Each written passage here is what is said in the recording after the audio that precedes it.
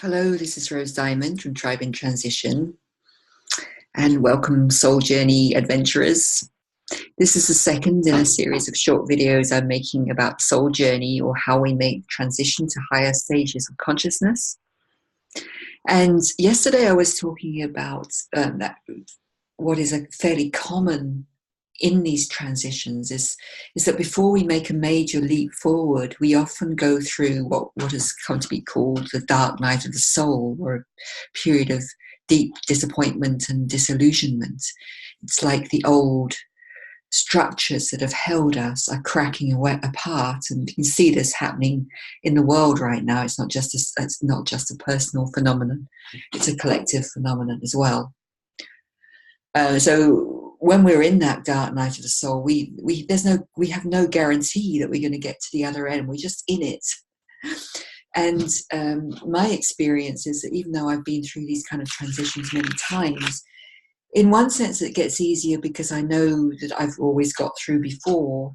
But in another sense, it doesn't actually get any easier, because there seems to be something intrinsic about that dark night of the soul that we have to endure. There's a strength that we find through going through that. And every time it feels new. Every time it feels like I'm just up against something which is much bigger than me, that I don't understand, and I simply have to find my way through it. And usually that involves at some point surrendering to what is and letting go. But I want to just tell you a story that happened half a lifetime ago now. And I had been, my boyfriend at that time lived up at the very far north of Scotland. I lived in Edinburgh, and I'd been up to visit him on a very sad occasion. His mother had just committed suicide.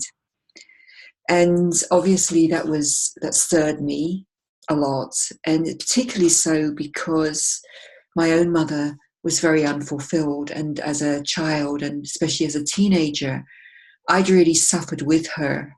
I had this kind of longing to rescue her and set her free. Of course, I couldn't, and I don't know if she even wanted to be set free. It was more something was happening in me. So on this particular occasion with my friend's suicide, that was obviously activated in me, that longing. And that longing to set my mother free had turned into a major motivation in my work. I'd been working at that time for many years, and still have been, with women. First of all, understanding how I can set my free, liberate myself, and secondly, then transforming that into skills and programs to help other women empower themselves. So what began as a source of suffering became one of the biggest motivations in my life.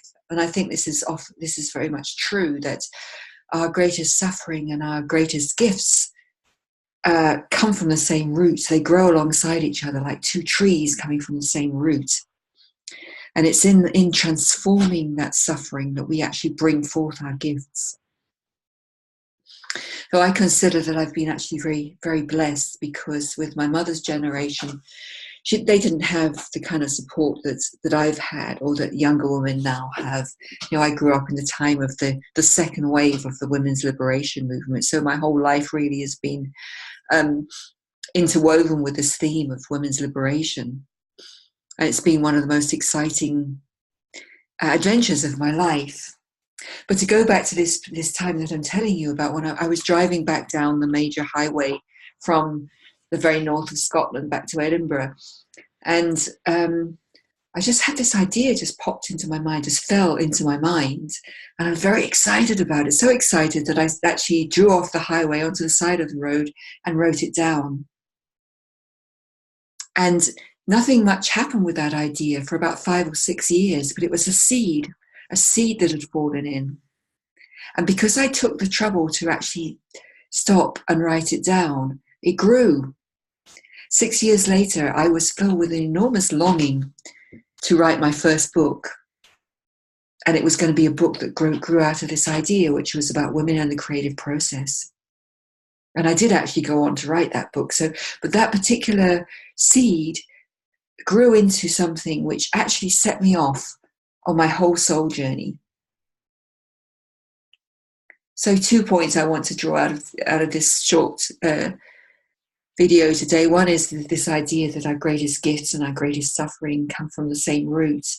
And the other one is about the importance of actually taking note when an inspiring idea is given to us. Thanks for listening.